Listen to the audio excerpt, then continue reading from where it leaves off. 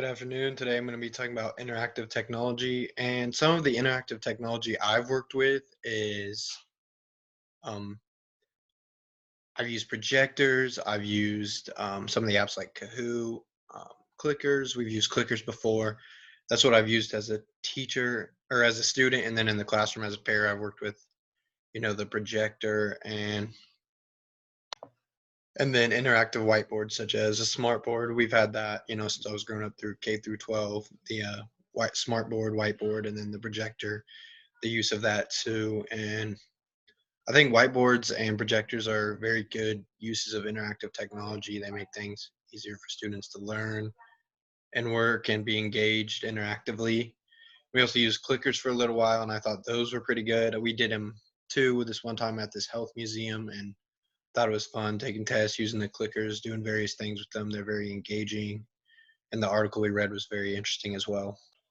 The interactive whiteboard I chose to go with was the Active Touch, and it's an affordable one, and it has a lot of functionality, and it's a good product for the classroom in the future because of the engagement in it.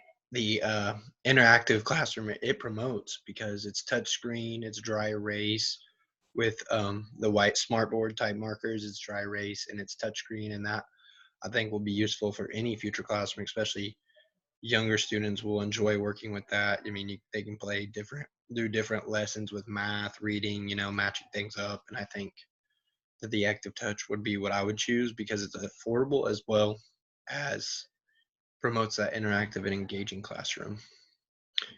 And then the interactive remote I picked was the QT2 clicker, and it's unlike the other clickers that have been. It's more modern and it looks like a cell phone. Its thing is it adds more engagement because it helps students work with keyboards with kind of like a phone, but it helps them stay engaged. And with our society, phones are a big thing, so students are used to the type of keyboard, the look of it, and the make of it. And I think QT2 could be helpful for keeping students engaged and working with those clickers in the classroom.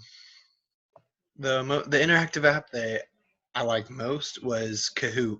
I've worked with it before and I have always enjoyed it. It's a great game to quiz students, give students review. It's a fun game. It's competitive. It gets students engaged, and it's just a fun overall app to use for quizzes, reviews on units, different things. And that was an app I would definitely take to my classroom, and I plan on using it in the classroom. And you can just use it in so many ways, and I think it's very helpful, and students get a lot out of the use of Kahoot because of the competitiveness. They have the engagement to want to get first, and then you can get questions on there that really makes them think and quiz them over it. And just the overall funness is my biggest thing with Kahoot and why I think it's good for an interactive classroom.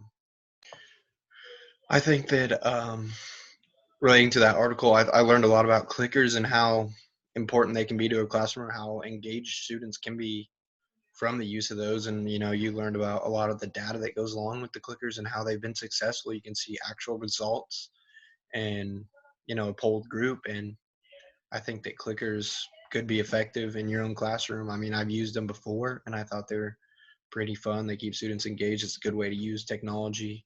So the biggest thing here, with interactive technology is that engaged classroom. How does that technology affect the engagement of your students? Are they locked in or are they messing around with it? And I think clickers are a good way. And then based off the results, with the testing and how students did with the clickers and the increase in gain in their scores from pre-test to post-test, I think clickers can be effective in the classroom.